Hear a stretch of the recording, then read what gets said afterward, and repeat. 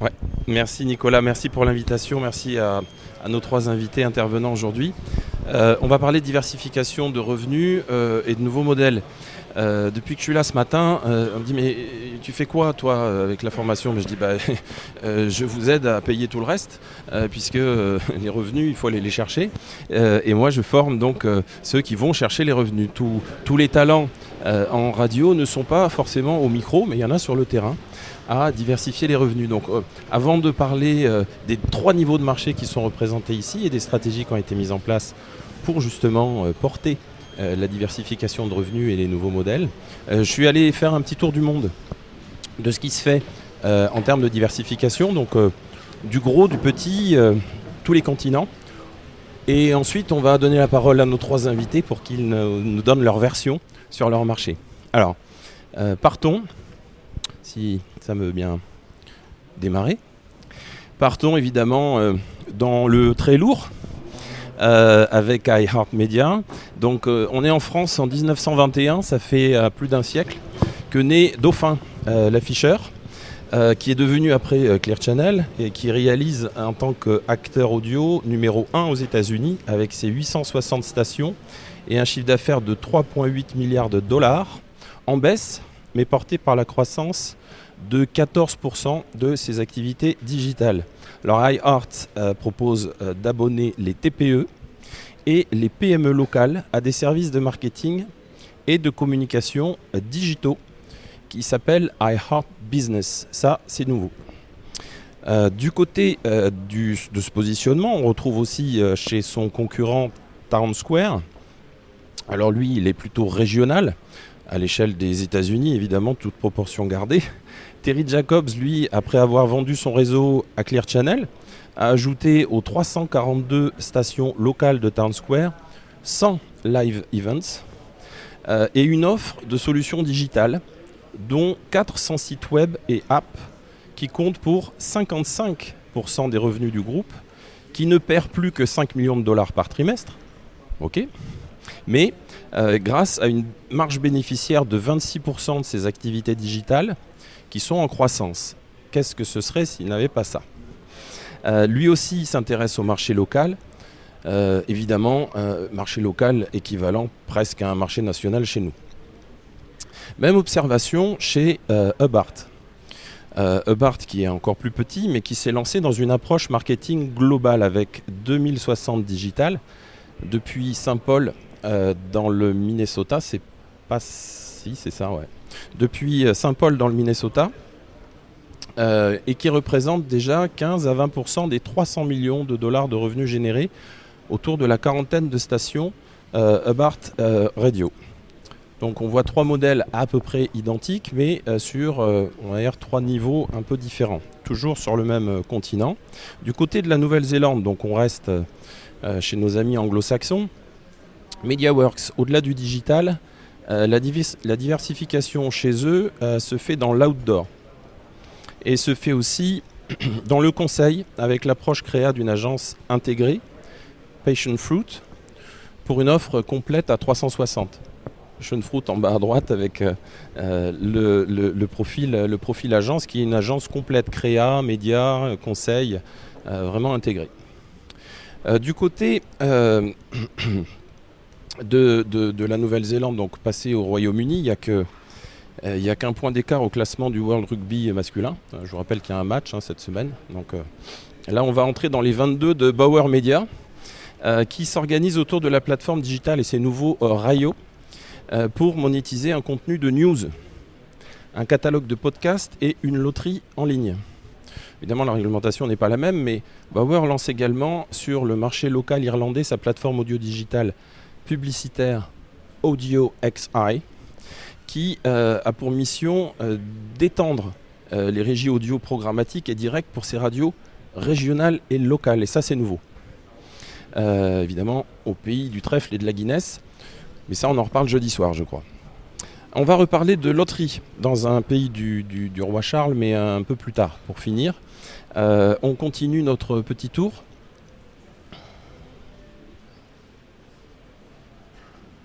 Allô, allô ? Voilà. On continue notre petit tour en Inde. pour constater la même approche de plateforme digitale chez Radio Mirchi avec Gana. Gana qui veut dire littéralement en hindi chanson, le chant, qui prend une place de plus en plus importante dans les revenus de Radio Mirchi en passant en un an seulement de 1 à 13%. En un an, pardon, de 13 à 26% des revenus de Radio Mirchi. Donc une initiative qui marche très fort. On retrouve également des podcasts sur la terre australienne avec Nova Entertainment qui fait le choix des influenceurs pour créer un catalogue très populaire et faire grandir sa communauté jeune mais aussi trendy qui se retrouve aussi dans les Red Rooms qui sont des concerts privés qui sont organisés, on le voit ici en haut à gauche, à droite, qui sont organisés régulièrement dans le pays avec des stars de niveau international. Une stratégie d'influence qu'on retrouve à une toute petite échelle, et c'est intéressant de le remarquer, de le signaler ici. On est à Saint-Barth. Saint-Barth, 2 ou 3 radios, et on retrouve sur un tout petit territoire, chez Popcom, la régie des radios de Saint-Barth, qui double ses campagnes radio, donc la stratégie de l'influence. Là, elle est incarnée directement par l'équipe commerciale qui devient elle-même l'influenceuse. Une manière de booster les revenus avec des vidéos virales qui sont particulièrement efficaces. Partons maintenant en Pologne. Voilà. Oui, mais c'est voilà. On est en Pologne, oui. On est en Pologne, non. Là. Je sais pas pourquoi ça a sauté.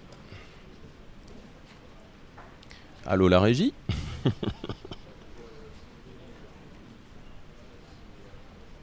Voilà.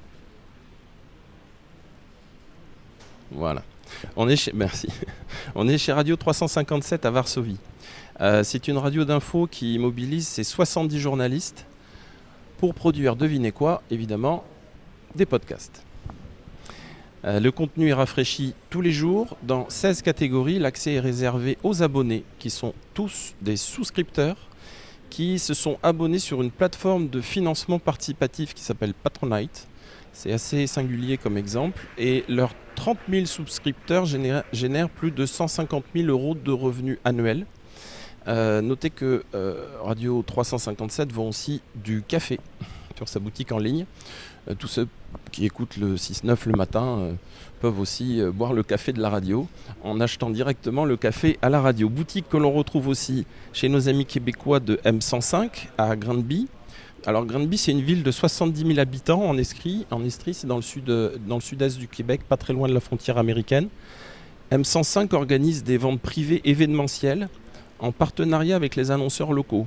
Et ça génère chaque année 50 000 $ de revenus qui s'ajoutent aux 50 000 $ de revenus publicitaires qui sont réalisés sur ces mêmes annonceurs. Donc c'est une manière de doubler le chiffre en montant des boutiques directement avec les annonceurs. D'autres radios font le choix de l'éducation. C'est le cas de SBS en Corée du Sud. Corée du Sud qui est sur le podium mondial du classement PISA, je vous rappelle. Donc l'éducation, ils savent de quoi ils parlent. SBS, c'est une station qui est une station K-pop et qui monétise un catalogue de podcasts de cours sur une plateforme d'aide à l'enseignement avec des abonnements premium, du sponsoring natif, du host-read évidemment, du CPM, tout ce qu'il faut pour valoriser un contenu dédié à la formation et qui est accessible, qui plus est, dans la plupart des langues du sud-est asiatique. Positionnement intéressant et que l'on retrouve aussi en termes de qualité, d'approche, chez, si ça veut bien marcher, voilà, chez les Japonais de TBS Radio, qui développent une approche advertoriale, publi-rédactionnelle audio, qui est destinée aux collectivités et aussi en B2B. Alors c'est un format qui fait profiter aux clients des 20 millions d'écoutes mensuelles qu'ils ont sur leur plateforme. Revenons sur l'axe éducatif, évidemment, avec les Espagnols de Prisa. Prisa, c'est 900 millions de revenus annuels. C'est un groupe hispanophone qui réalise la moitié de ses revenus sur une filiale qui s'appelle Santillana, qui est dédiée au programme éducatif. Une approche éducative qu'on retrouve aussi dans le monde hispanophone, puisqu'on y est, on y reste, à Buenos Aires, avec Future Rock, qui propose, en plus de ces programmes qui sont largement déployés sur YouTube, une boutique de livres et des cours en ligne avec des réductions pour les abonnés qui sont invités à soutenir financièrement la radio. Donc là, on est sur un modèle vraiment très intéressant parce que la communauté participe au financement de la radio et la radio participe à l'éducation de la communauté. Donc on est là avec une communauté qui est participante, qu'on retrouve aussi chez La Tribu. La Tribu, c'est un écolieu, un lieu qui est né dans les années 80, avec dans une rue de Buenos Aires, on a le bâtiment là à côté de vous, Cécile, qui pourrait trouver son équivalent en France. La Tribu, c'est un véritable écosystème qui regroupe dans un même lieu une radio, un studio de prod, une école et un bar.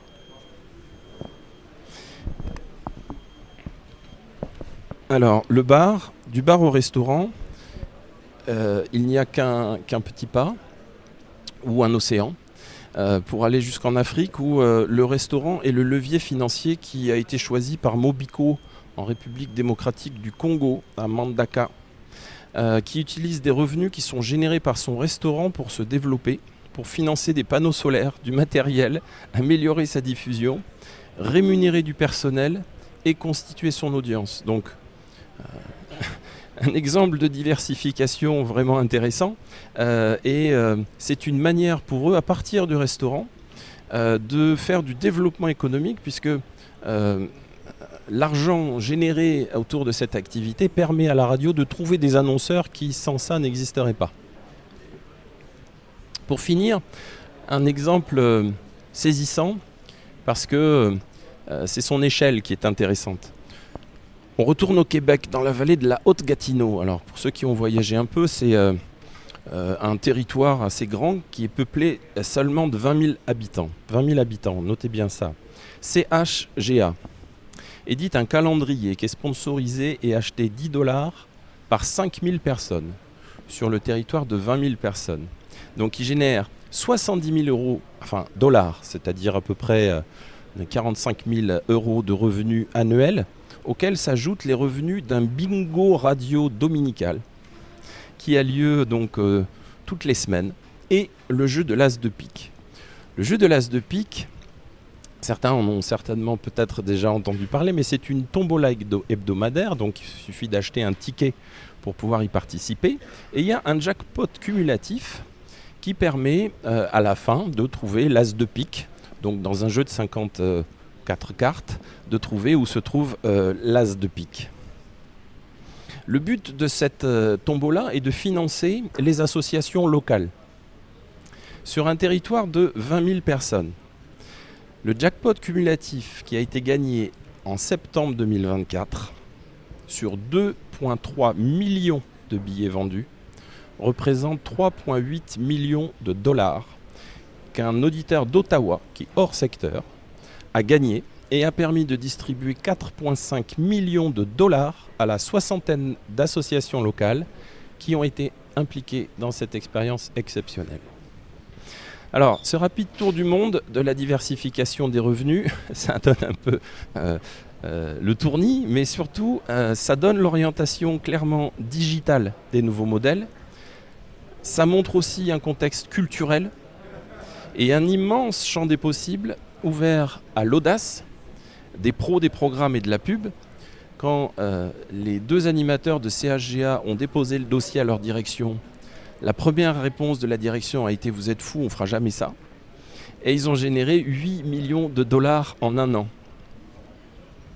Donc place à l'audace, aux décisions des entrepreneurs sur leur marché, Des professionnels audacieux, là, on en a 3 avec nous. Alors ils sont là pour nous partager leur expérience, nous éclairer de leurs décisions, nous dire ce qui a marché et les difficultés qu'ils ont rencontrées, parce qu'il y en a eu, pour tenir leur feuille de route. Chez Cécile Chambaudry, présidente d'Énergie Globale, Rodolphe Carmazine, président, cofondateur de Happy Media, et Olivia Deshamorin, présidente de son portefeuille client chez Enjoy 33.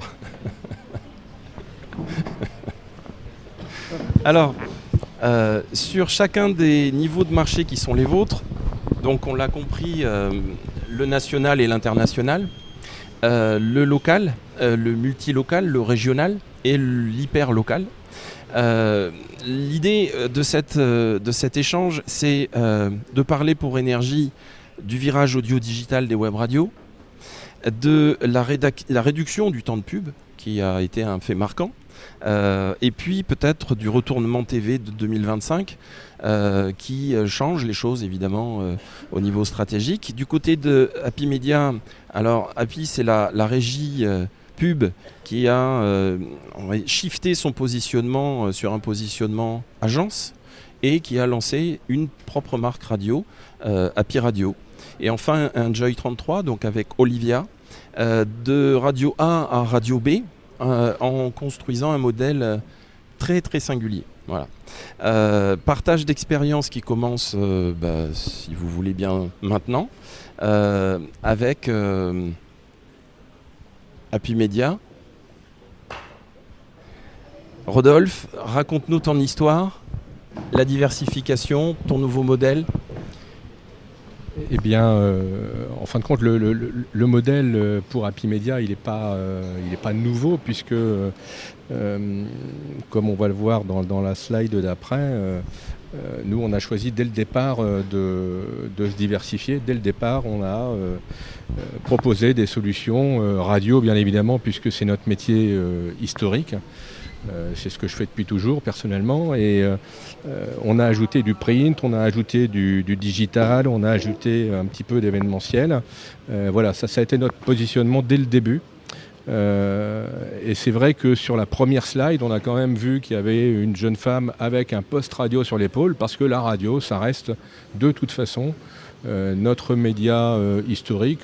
Je dirais même notre média de cœur, mais surtout le média qui est d'une efficacité redoutable, même dans les moments chahutés comme ceux qu'on connaît aujourd'hui, chahutés pour la radio, hein, le monde de la radio. On s'aperçoit que vis-à-vis des annonceurs, ça reste une valeur sûre, même s'il faut peut-être un peu plus batailler qu'avant, mais néanmoins, ça reste un support très efficace. Mais à côté de ça, pour l'anecdote, moi j'ai été frappé il y a 15, 18 ans, 20 ans, je ne sais plus, frappé par la disparition des médias gratuits, des journaux gratuits, alors disparition qui n'a pas été complète, hein, mais quand même ils ont été balayés en 3 ans alors que c'était des cash-machines.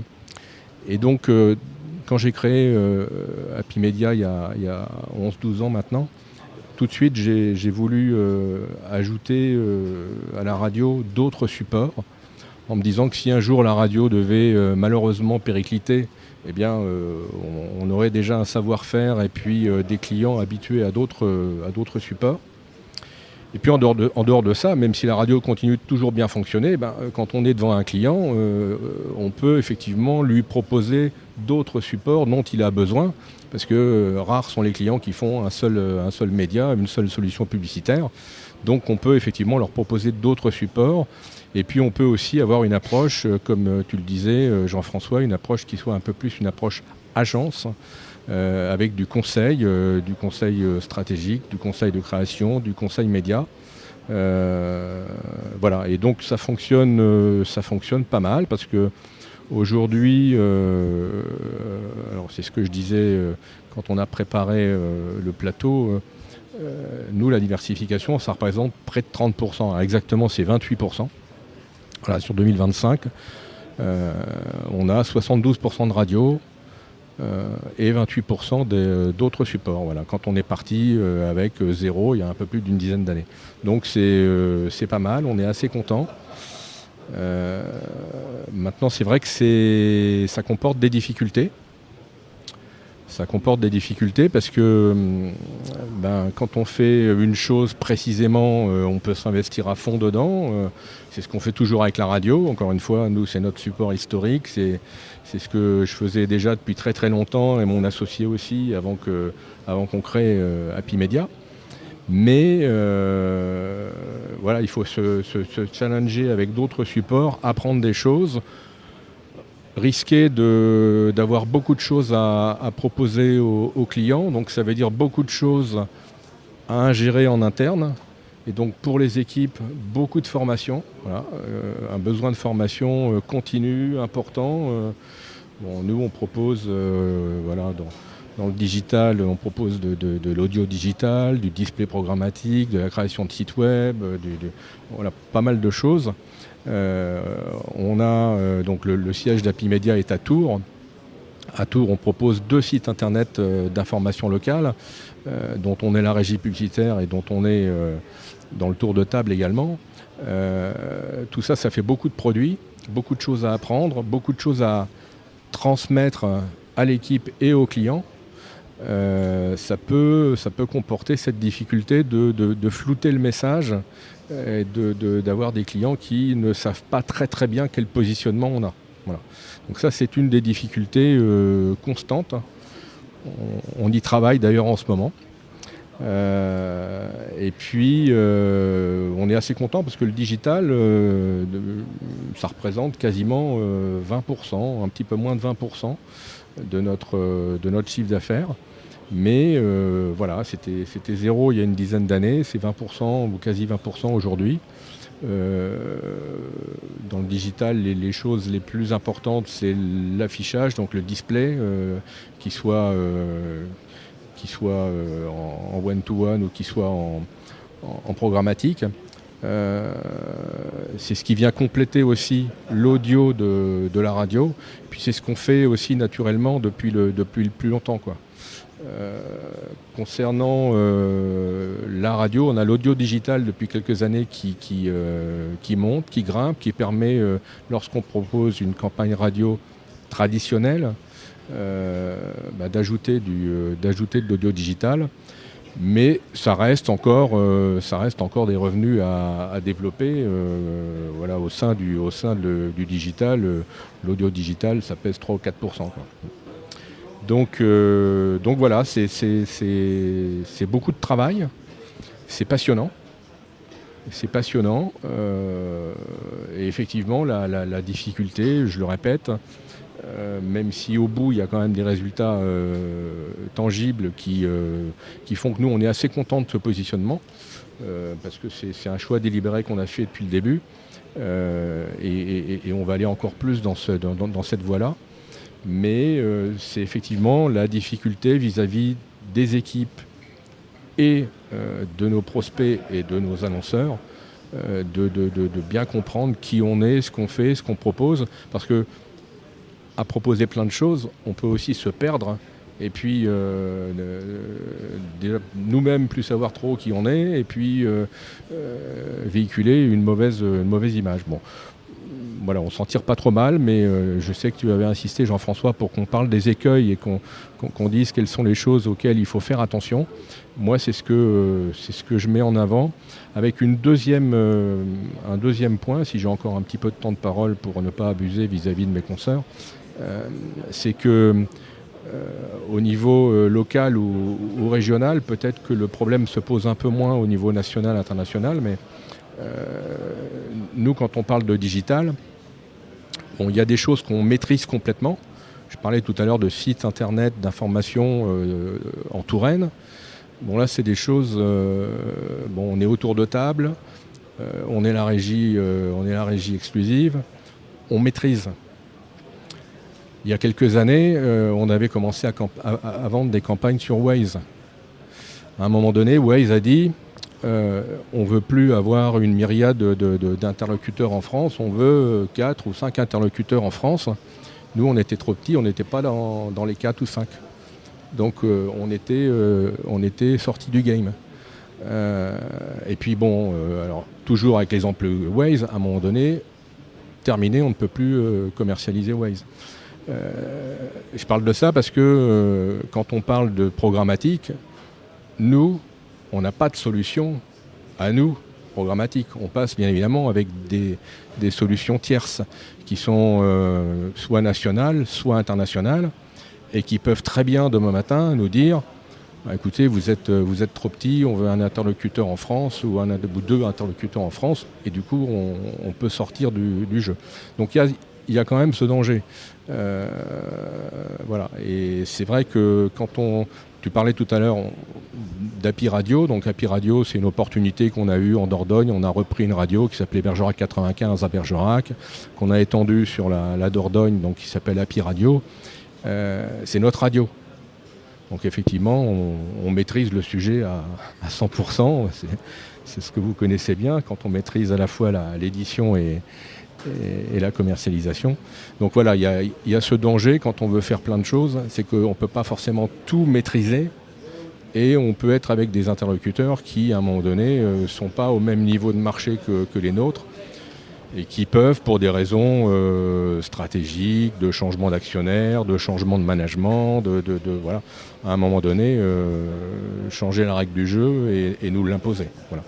Donc ça, c'est aussi pour des sociétés de petite taille comme les nôtres, un risque qu'il faut appréhender. Ok, donc on a bien compris l'écueil de la formation, de l'expertise, l'écueil du niveau intermédiaire de marché et de la souveraineté qui peut être un enjeu. Si tu avais, Rodolphe, un conseil ou deux à donner à des acteurs régionaux comme de ta taille pour se lancer dans une stratégie de diversification, à quoi il faut faire attention si tu rembobines, c'est quoi le critère, le levier principal sur lequel il faut vraiment s'appuyer et ce qu'il faut avoir en tête? Le critère numéro 1 pour moi, c'est les annonceurs. Hein. C'est être à l'écoute du marché, de quoi ont besoin les annonceurs, qu'est-ce qui fonctionne, qu'est-ce qui leur plaît. Voilà, il faut déjà être à l'écoute du marché, parce que si on commercialise des choses qui sont pas pertinentes, ça va pas bien loin. Ou alors il faut vraiment avoir l'idée géniale qu'on impose à tout le monde, mais c'est pas tous les jours. Donc voilà, faire très attention à ce qui se passe, dans le marché. Et puis effectivement, regarder ce qui se fait, ailleurs, sans toutefois supprimer complètement des idées novatrices. Hein. On a des confrères, moi je sais que on a des confrères au niveau local ou régional qui parfois ont des choses très spécifiques. Tout à l'heure, c'est vrai que nous, notre offre, elle est relativement classique par rapport à certains exemples que tu as donnés tout à l'heure. C'est-à-dire qu'on n'a pas de loterie, on n'a pas de podcast éducatif, on n'a pas ces choses-là. Mais bon, moi j'ai des confrères qui font des choses très très différentes, qui ont dans leur portefeuille des offres qui sont complètement à côté du marché publicitaire classique. Donc faut pas être... faut pas s'interdire des choses très originales. Mais en même temps, je le répète, être à l'écoute des annonceurs, parce que c'est quand même eux qui, au bout du bout, vont acheter et réacheter. Parce qu'acheter une fois, ça ne veut rien dire. Hein. C'est acheter d'une manière répétitive qui fait qu'on a du chiffre d'affaires récurrent et qui permet d'avoir un bon bilan à la fin de l'année. Ok. Merci Rodolphe. Comment ça se passe du côté d'énergie ? Cécile, énergie est une réussite, ça tout le monde le sait et tout le monde admire la réussite d'énergie. Bravo pour tout ce que vous faites. On le doit à notre président fondateur Jean-Paul Baudecroux, qu'on ne présente plus, voilà. Et qui a été animé, qui est toujours animé par un côté extrêmement visionnaire en fait. Ok, donc c'est une réussite, ce qui ne veut pas dire qu'il n'y a pas au quotidien des difficultés. Je confirme.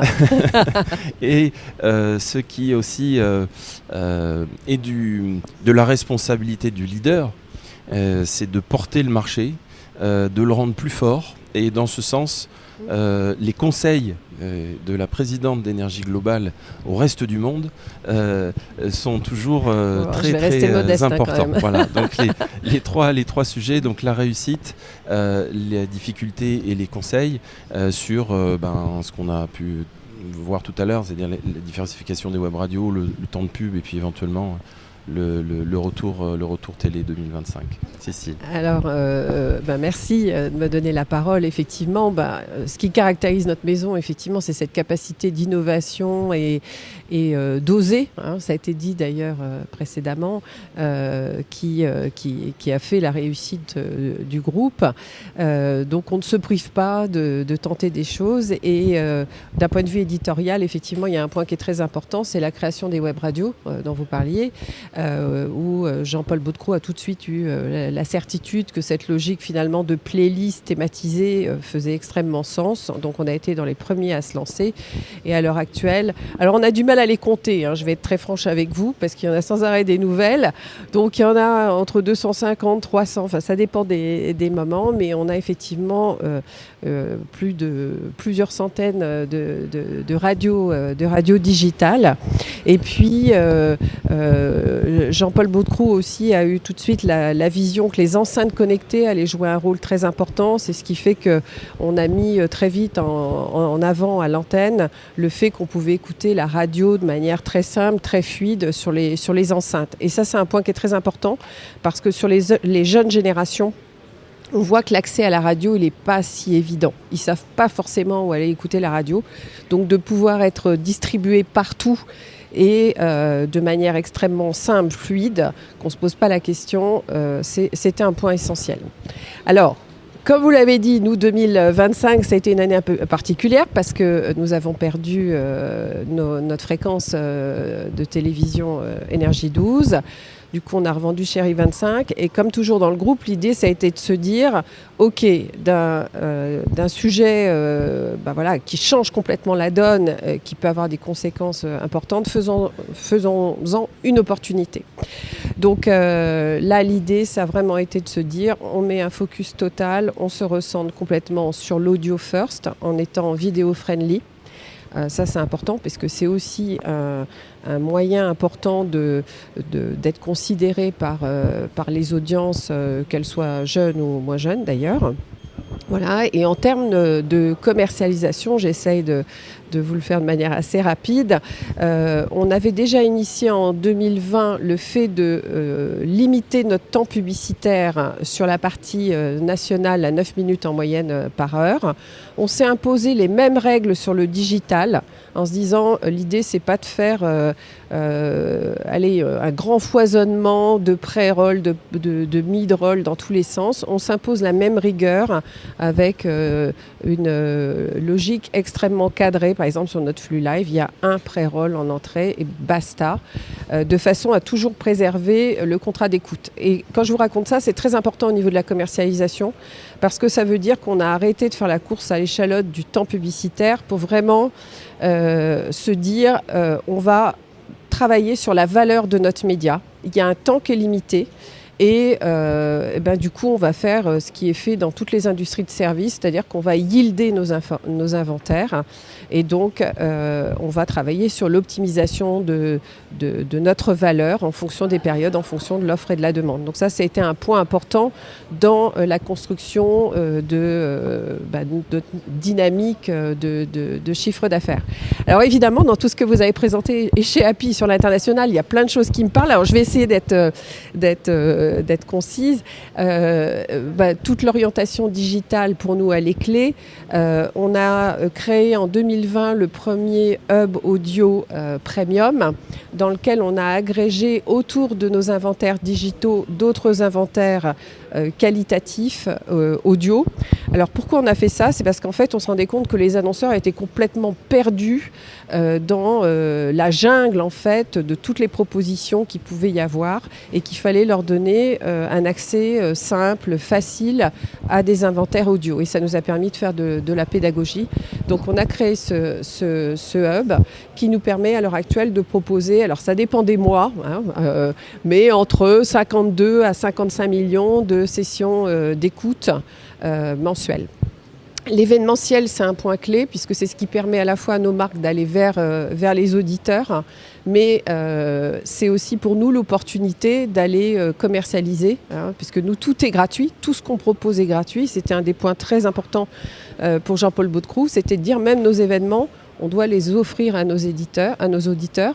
Donc on les finance à travers des partenariats avec des marques et à la fois à travers des présences concrètes en offrant finalement des expériences assez uniques aux marques, annonceurs et à nos auditeurs, mais en prolongeant tout ça, en prolongeant cette expérience également sur le digital, à travers ce qu'on peut mettre en avant sur les réseaux et on peut même ponctuellement utiliser des influenceurs, que ce soit nos animateurs ou autres. Et puis après, dans les nouveautés, alors parce qu'on a on essaye à chaque fois d'être en mouvement, on a innové cette année en créant une offre qu'on a appelée études et conseils. Donc on se rejoint en fait sur la démarche. C'est qu'effectivement, on pense qu'on a énormément d'études, on a beaucoup d'expertise dans la régie. Et au lieu d'offrir tout ça gratuitement, finalement, on se dit ça a une valeur. Donc on a marketé en fait toute notre offre, on a noué des partenariats aussi avec des grands instituts d'études et ça nous permet d'aller voir les annonceurs avec une vraie démarche de conseil où on peut leur proposer des études où on est en capacité de les suivre à tous les niveaux du funnel.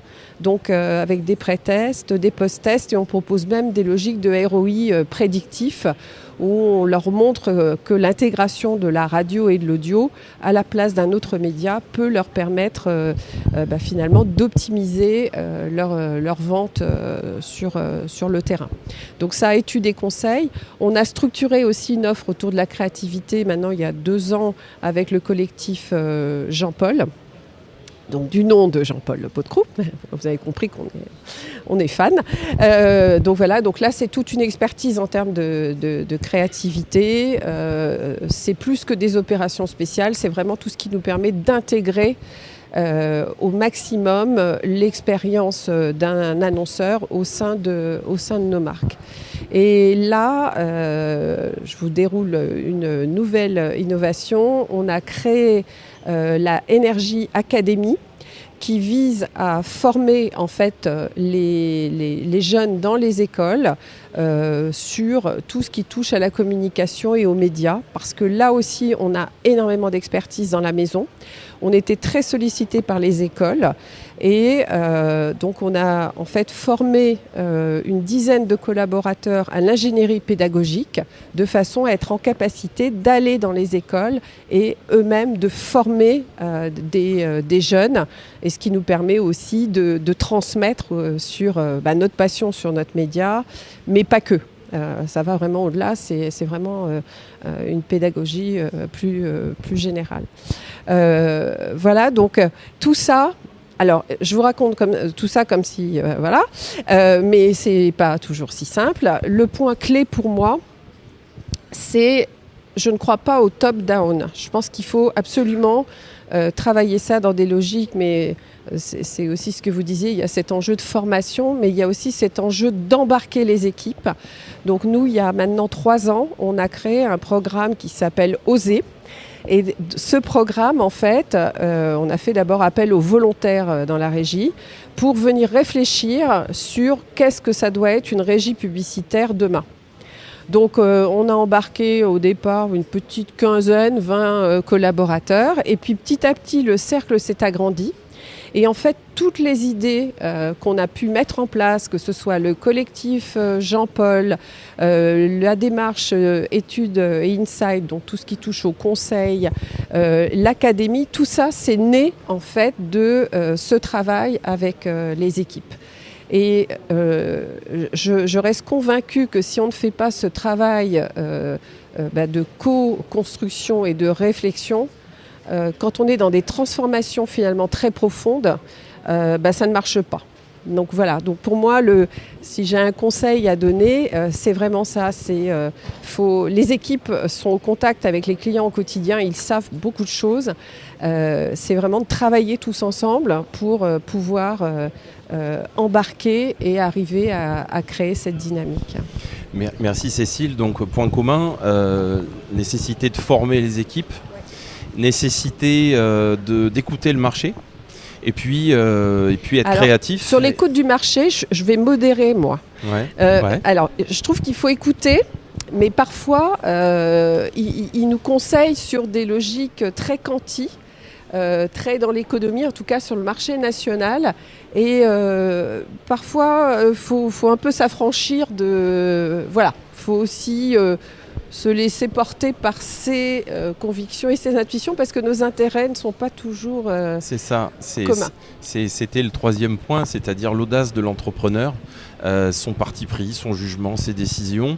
Et c'est ce qui fait toute la différence entre quelqu'un qui réussit et quelqu'un qui réussit un petit peu moins bien, c'est la qualité de ses idées.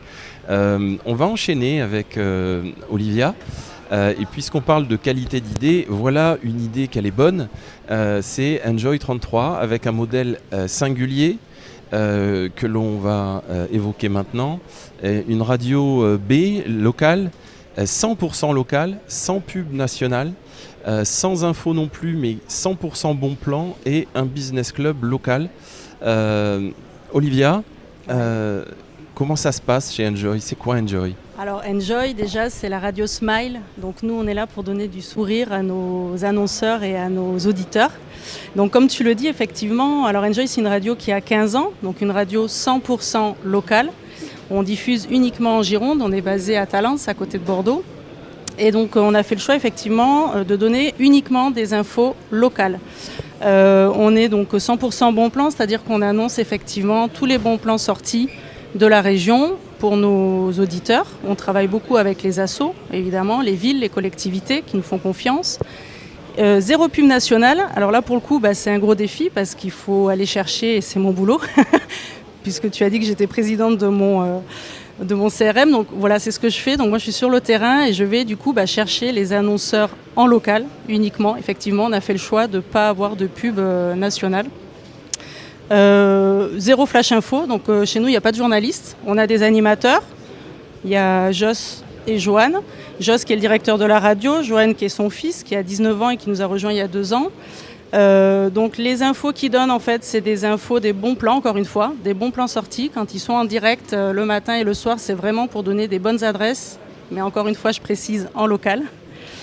Et j'ai eu cette bonne idée effectivement de créer un business club. Alors, il y a 2 ans, j'ai eu une idée un peu folle parce que c'est vrai que je faisais beaucoup de réseaux, notamment un grand réseau international BNI, qui m'apporte quand même beaucoup, puisque c'est vrai que c'est, on va dire, quasiment 60% de mon chiffre d'affaires. Mais du coup, je me suis dit, pourquoi on ne créerait pas l'Enjoy Business Club, qui est le club de la radio, où en fait, c'est un club business, mais pas que, c'est du réseautage, de l'entraide, c'est vraiment pour que nos annonceurs puissent se rencontrer, échanger entre eux, faire du business évidemment aussi, sous forme de petit-déj, after work. Bon, j'avoue que chez Enjoy, c'est souvent sous forme d'after work. Mais voilà, un moment d'échange, effectivement, vous avez du coup le roll-up qui dit tout ça. Voilà, quoi dire de plus on organise des concerts, effectivement, alors ça c'est... une force que l'on a aussi, la photo là, c'est une photo, un concert qu'on fait tous les ans à Eysines, ça sera notre 10e édition cette année au mois de juin. Il y a plus de 5000 personnes, un concert qui réunit une dizaine d'artistes, voilà, pour nos auditeurs. Gratuit, qu'on sponsorise effectivement, on va chercher aussi des sponsors, toujours en local, je vais frapper aux portes des entreprises pour voir s'ils veulent bien nous aider dans le sponsor. Ce qu'on fait aussi, et je ne sais pas s'il y a des photos, mais ce qu'on fait beaucoup aussi, parce que tu disais de donner des idées, c'est des émissions délocalisées. Ça, c'est vrai que c'est quelque chose qu'on a mis en place depuis... C'était déjà en place, mais là, depuis 3 ans, ça s'est bien intensifié. On fait des émissions délocalisées dans différents endroits, là où il y a du public. Pour vous donner un exemple, le mois de janvier, par exemple, on était dans 4 boulangeries à l'occasion de la galette. Il y avait un prétexte. Mais on a fait aussi des écoles, puisqu'il y a des journées portes ouvertes. Donc là, l'idée, c'est de délocaliser nos studios, de faire l'émission en direct pendant 3 heures. L'idée, c'est de mettre en avant le lieu qui nous accueille, avec des interviews des personnes sur place. Pourquoi pas des auditeurs qui viennent nous voir aussi, par exemple les boulangeries. Les gens sont venus, puisqu'en fait, on offrait une part de galette avec le café, donc les gens venaient et puis passaient au micro aussi. Voilà. Tu fais des délocalisations pratiquement toutes les semaines, voire plusieurs fois par semaine. Oui. Et tu m'expliquais hier que ton planning était plein jusqu'en septembre. Oui, jusqu'à fin septembre. On n'a plus de date parce qu'on fait aussi... Alors on fait des délocalisations, mais on anime aussi des soirées. Chaque vendredi soir, on est dans un lieu de Bordeaux, un café, bar, restaurant, et on fait une animation. Donc en fait, c'est Joss, le directeur de la radio, qui mixe sur des sons Enjoy. Et on en fait la promo du coup toute la semaine. On invite nos auditeurs et nos partenaires à venir faire la fête avec nous. Et c'est une presta qu'on vend aussi. Et effectivement, on est complet jusqu'à fin septembre. On n'a plus de date de dispo. Voilà. Donc un modèle qui pèse en termes de délocalisation 25%. 25%. Ouais, les délocalisations, les animations, ça représente 25% de mon chiffre. Voilà, ouais, c'est exactement. Ça. Et dans ce chiffre, il y a une grosse partie qui est issue de ton business club. Oui, voilà. Exactement. Donc un modèle singulier, on le rappelle, pas de pub nationale, pas d'infos, que du bon plan local, que de la pub locale. Que du smile en fait. Que du smile porté sur de la présence locale, de la présence terrain et de la présence business. Ah oui, nous on met vraiment l'humain au centre en fait. On est proche de nos annonceurs, proche de nos auditeurs. Enfin, encore une fois, on fait la fête avec nos auditeurs, nos annonceurs. Enfin, voilà, ça devient même parfois des amis, donc voilà, c'est quelque chose... c'est une communauté qui ressemble un peu à la radio des années 80, on va dire, avec une communauté sur les réseaux sociaux qui dépasse les grandes radios nationales. Alors sur les réseaux sociaux, effectivement, aujourd'hui, on est à 79 000 followers Facebook, Insta, cumulés. Donc il faut savoir que nous, dès l'instant qu'on propose une campagne de spot publicitaire, on ouvre en fait nos réseaux sociaux, on fait un post sur nos réseaux. On est très actifs, on fait... je sais pas, on a une dizaine de posts par jour et peut-être entre 20 et 30 stories par jour. Donc, il y a un gros boulot qui est fait sur les réseaux. On a une grosse communauté qui nous suit sur les réseaux. Ouais. La communauté. Ouais. Voilà pour ces 3 témoignages. En résumé, donc, de l'audace, de la créativité, des partis pris, des idées. Booster et changer un petit peu les lignes. On parle d'audio et d'info, d'audace, d'action. Voilà, c'est ça qu'on attend de la radio et des acteurs radio aujourd'hui. Juste si je peux rajouter quelque chose, tu montrais tout à l'heure le calendrier. Moi j'ai eu une idée, mais ça peut vous donner l'idée, vous l'avez peut-être déjà eu de vous aussi. On a fait tous les ans on fait un calendrier qu'on offre à nos auditeurs, à nos partenaires.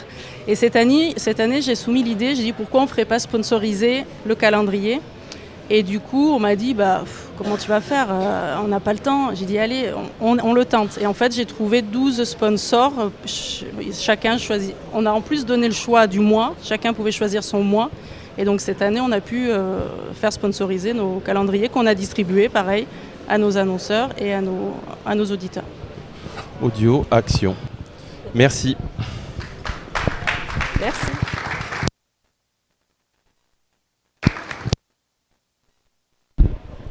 Si vous avez des questions avant que ça enchaîne sur un autre atelier, éventuellement dans la salle. Mathieu.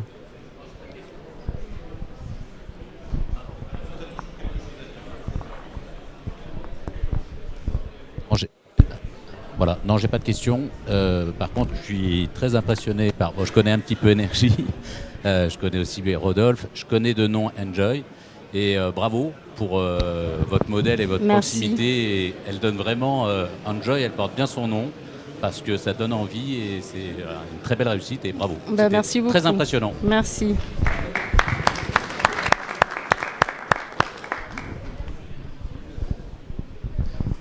Bien, écoutez, bon après-midi.